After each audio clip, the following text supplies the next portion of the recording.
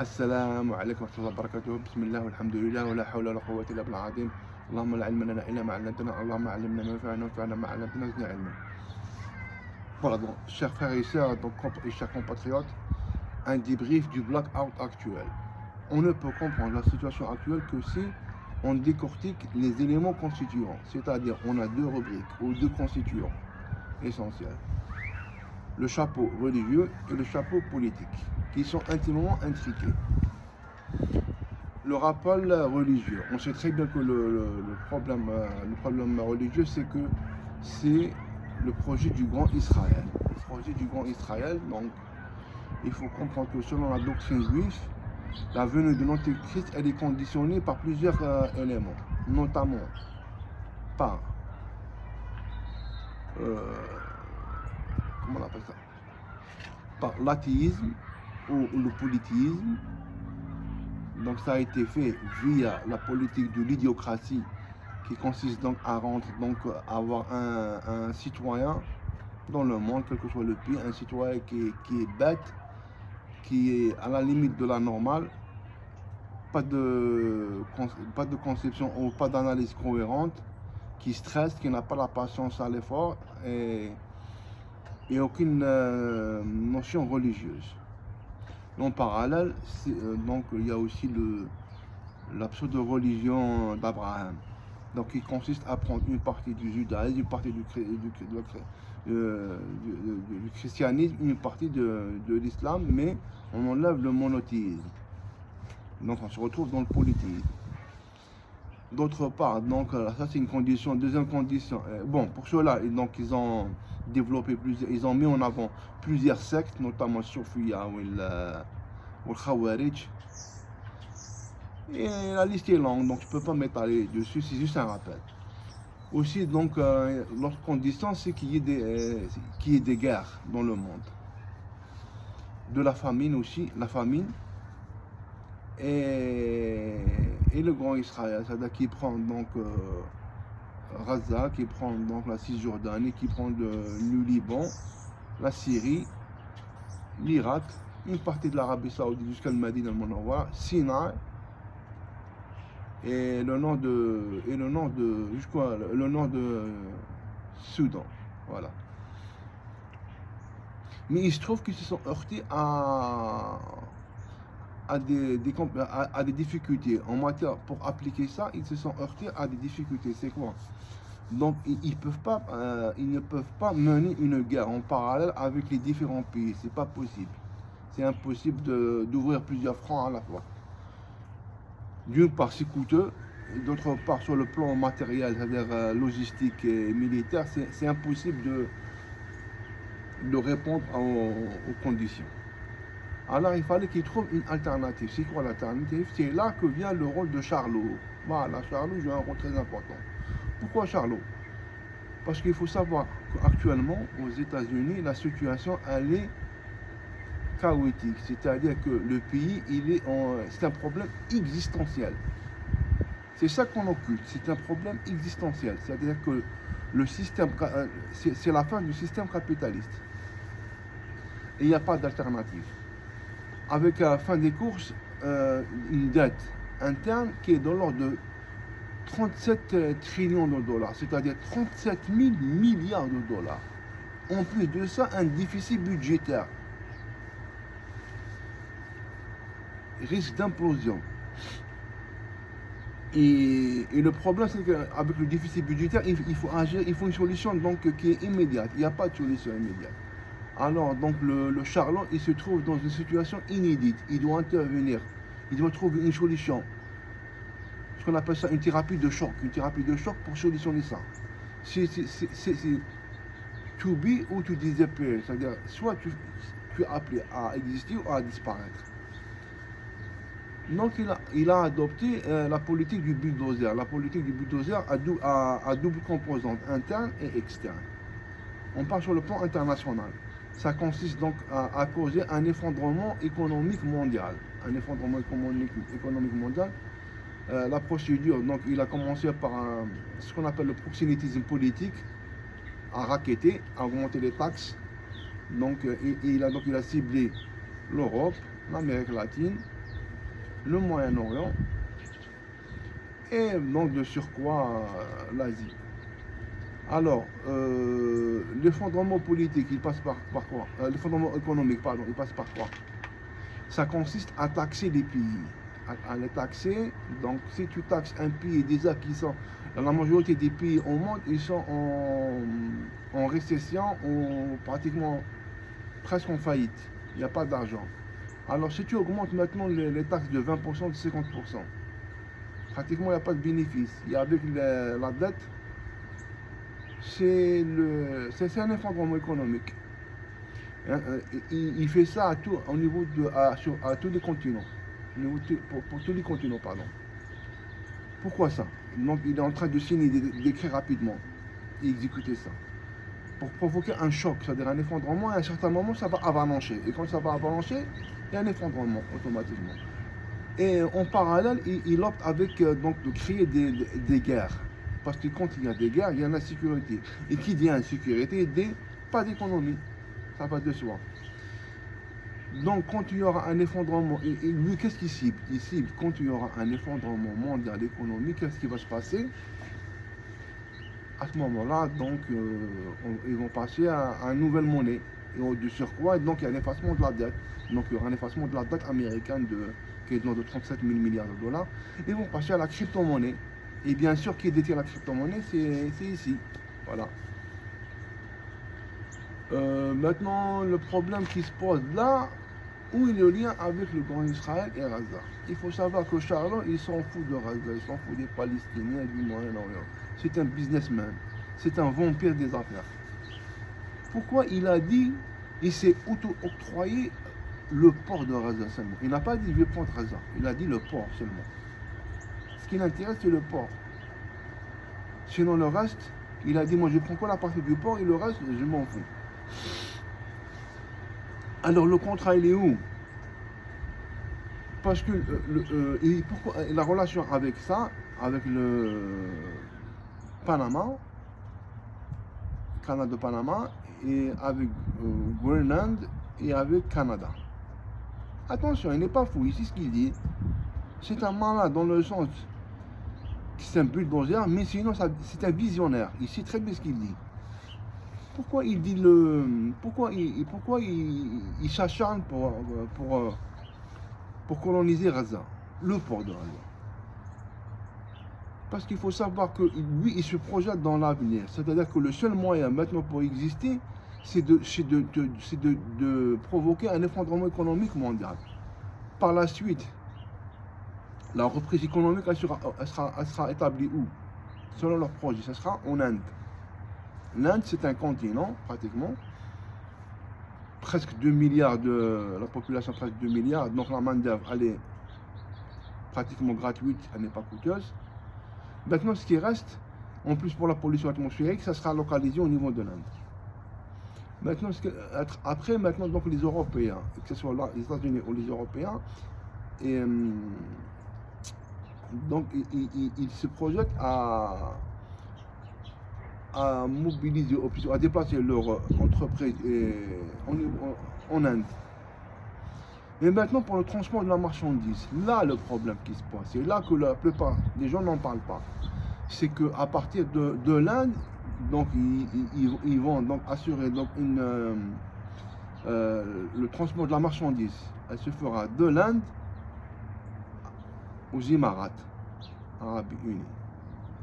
À partir de l'Émirat Arabes Unis, une voie ferrée qui va passer par l'Émirat Arabes Unis, l'Arabie Saoudite, jusqu'à Gaza, le port de Gaza. Et de port de Gaza, de là-bas, ils vont distribuer la marchandise aux Européens. Et M. Trump, je veux dire Charlot, il se projette autant qu'un narcissique, pervers narcissique avec un égocentriste qui est démesuré, qui a atteint un niveau de narcissisme à prétendre que la seigneurie. Donc il se projette comme c'est le futur Hitler, c'est-à-dire que c'est lui le futur leader du monde. Un leader sans opposant, sans concurrent. Et pour cela, donc, il doit régner en maître. Il veut avoir même mise sur le port de Gaza. qui est le futur port de distribution de la marchandise. Et donc avoir même mise sur l'économie européenne, c'est-à-dire celui qui ne suit pas ou celui qui n'obéit pas, donc il va fermer les vannes à partir de Gaza, il est fini. Et le type, il a une vision, c'est-à-dire, c'est pour ça qu'il va aller jusqu'au bout avec Gaza. Pour lui, le déplacement de la... Pourquoi donc il veut déplacer les Gazaouis? Ils s'en fout que ce soit en Égypte, ou en Jordanie, ou là en Malaisie, ou là en Éthiopie, ou là au Maroc, ou là... Le Mohem, lui, il prend le port de Gaza pour régner en maître là-bas. Étant donné que les Juifs est là, et donc le religieux se connecte avec la politique. Étant donné donc ils lui ont attribué le port de Gaza, il doit leur assurer que la Cisjordanie soit évacuée aussi. Mais comme ils savent très très bien que ceci ne pourra pas se réaliser, donc ça ne peut passer que par une guerre, un embrasement de la région. Et ça fait l'affaire de tout le monde. Donc ils vont, à partir de là, ils vont pouvoir s'étendre et prendre la Jordanie, la Syrie, c'est déjà acquis, l'Irak et le reste.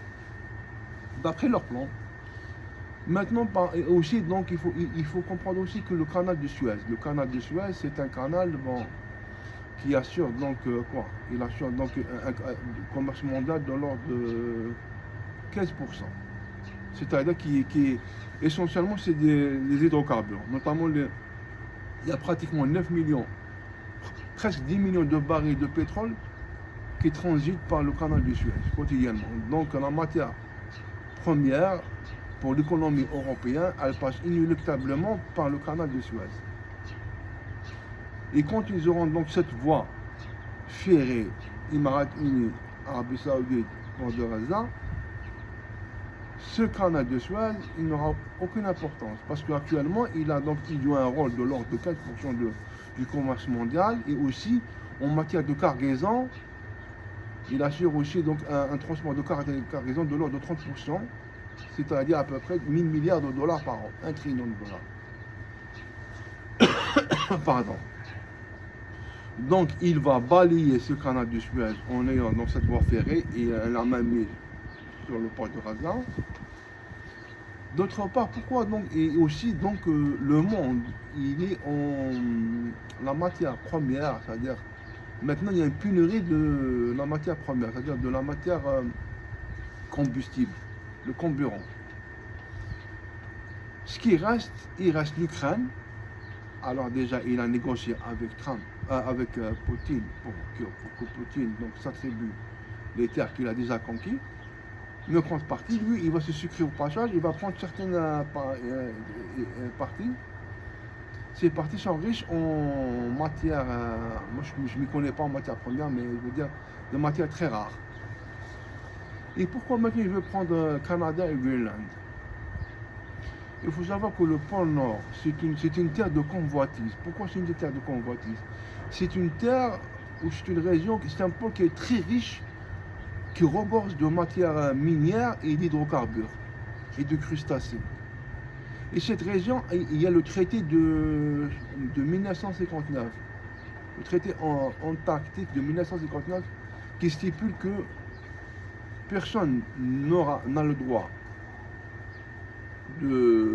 d'utiliser d'utiliser cette région jusqu'en 1948. Maintenant, les pays, ils sont en compétition pour avoir la plus grosse part. Or, il se trouve que les États-Unis, ils n'ont pas une grande part parce qu'ils sont représentés au niveau du pôle Nord. Du côté ouest, ils sont représentés par l'Alaska. 3% seulement. Donc, ils n'ont pas donc, le droit territorial. Sur les eaux internationales, ils n'ont que 3%. Donc, ils n'ont pas une grande partie du gâteau. Alors que la plus grande partie, elle est assurée par la côte nord du Canada.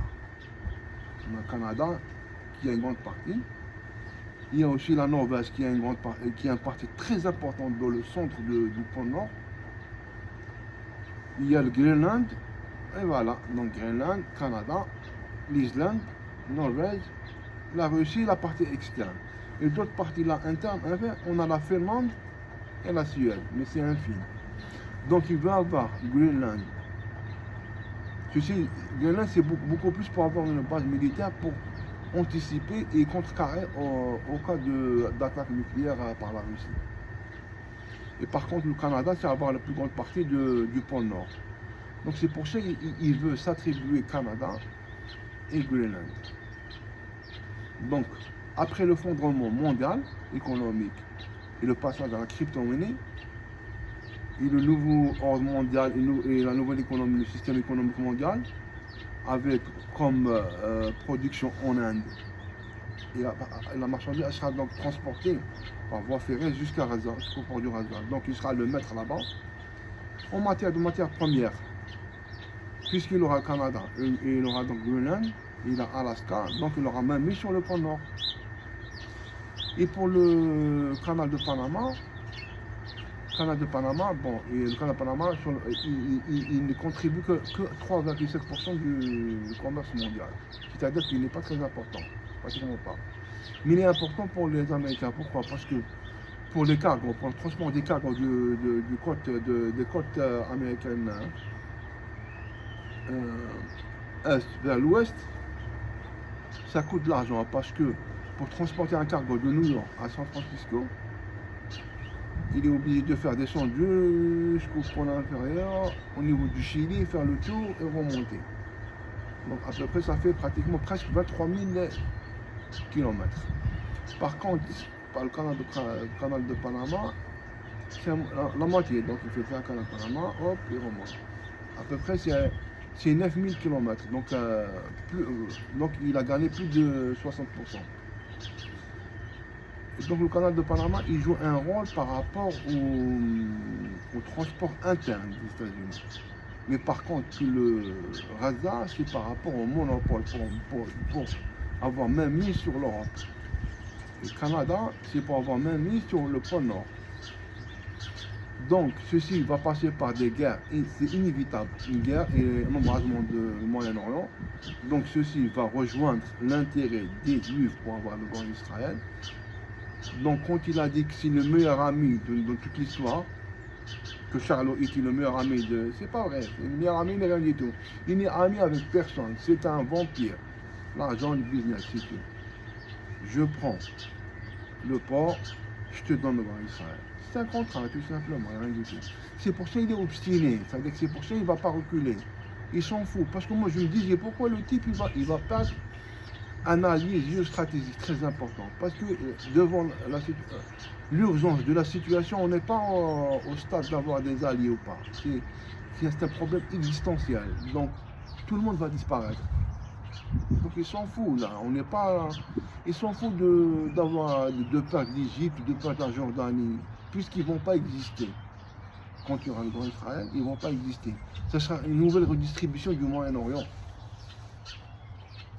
Et aussi, quand il prendra donc le pôle Nord, il y a aussi donc le passage entre le Pacifique et l'Atlantique. Il y a un voie de passage donc, pour les navires chinois. Il va les taxer, il va les asphyxier. Tout est calculé. Maintenant, concernant le problème interne, il a commencé par, il veut abroger le 22e amendement. Le 22e amendement qui stipule quoi? Qui limite les mandats à un président à 2 mandats. Il veut l'abroger. Ça a été déjà fait au cours de l'histoire des États-Unis 27 fois. La dernière fois, ça a été fait par Roosevelt. Il a assuré 4 mandats. Donc là, il veut réaliser ça. Et cet amendement, il a été ratifié en 1787. Voilà, 1787. Et là, donc, il veut l'abroger pour s'assurer un mandat donc président à vie. Donc, c'est pour ça qu'il a commencé par regarder ce qu'il a fait. Avec Elon Musk, ils sont en train d'attaquer l'État profond, Deep State. Deep State, c'est-à-dire de balayer tout l'ancien système en déclarant donc qu'il y a un déficit budgétaire. Et s'il y a un déficit budgétaire avec une dette interne qui est de l'ordre de 37 000 milliards de dollars, on est dans l'obligation de diminuer les dépenses.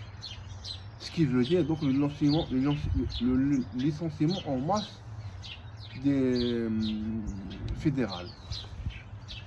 D'ailleurs, donc il a proposé au personnel fédéral un départ anticipé avec un salaire de 9 mois pour les personnes volontaires. Ceux qui refusent, après 9 mois, il y aura plus, après 9 mois, donc ce sera des licenciements à outrance. Mais en vérité, c'est une stratégie pour assurer donc un autre recrutement acquis pour assurer, afin d'abroger l'amendement, le 22e amendement. Et aussi, donc il est là, parce que là, lui, il se voit régner en maître sur le futur Hitler, ou la version actuelle de Hitler. Et donc il se voit pas qu'il va mourir. Le type, c'est un pervers narcissique. Il a un égocentrisme qui est surdimensionné. Maintenant, il est arrivé à prétendre que c'est un seigneur. Donc il se voit, c'est un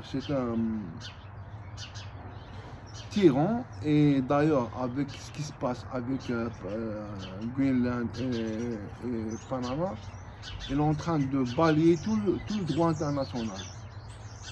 Et c'est calculé. Pourquoi? Pour balayer le droit international, le système de proxénétisme politique, donc taxer à outrance et prendre les biens des autres, les menaces militaires, tout ceci pour mettre fin et attaquer en interne le Deep State, tout ceci pour mettre fin à l'ancien régime et tout ce qui est donc entre parenthèses franc-maçon et Deep State et à propos.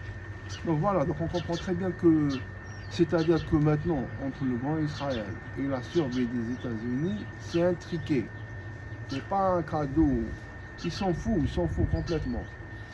Il va faire l'impossible pour réaliser ça.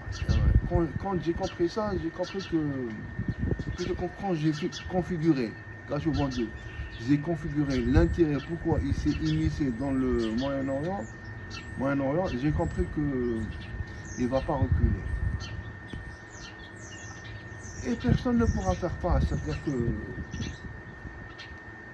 enfin, on est devant une situation qui est vraiment très critique. C'est une situation qui est inédite. والله يجيب الخير إن شاء الله. الله المستعان.